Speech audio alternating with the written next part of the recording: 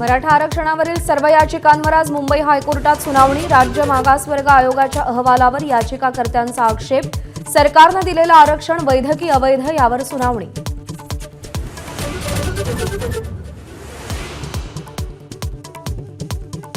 काटोलमध्ये गाडीवर झालेल्या दगडफेकीत अनिल देशमुख जखमी। भाजपकडून दगडफेक झाल्याचा देशमुखांना संशय।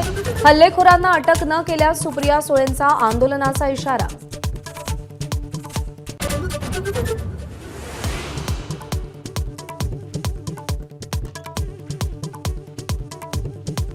अमरावतीमध्ये भाजप उमेदवार प्रताप अडसड यांच्या बहिणीवर चाकू हल्ला।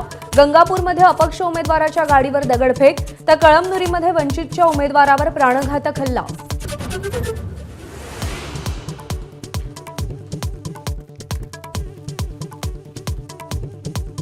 नाशिक पूर्व मतदारसंघात राहुल ढिकले आणि गणेश गीतेंच्या कार्यकर्त्यांमध्ये पुन्हा हाणामारी। गीतेंच्या कार्यकर्त्यांची गाडीही फोडली।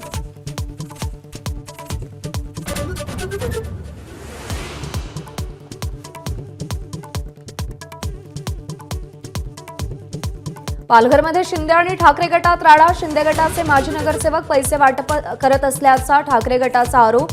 पोलिसांकडून कार ताब्यात।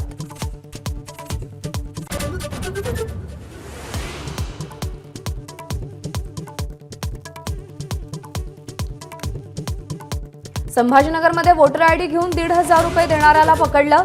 कार्ड गोळा करणारा संजय शिरसाटांचा कार्यकर्ता असल्याचा अंबादास दानवेंचा आरोप। शिरसाट यांनी आरोप फेटाळले।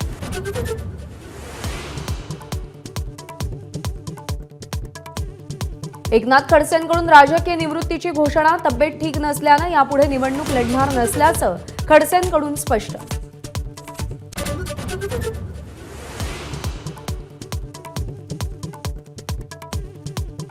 गँगस्टर लॉरेन्स बिश्नोईचा भाऊ अनमोलला अमेरिकेतून अटक। बाबा सिद्दीकी हत्या प्रकरणात अनमोल बिश्नोई आरोपी।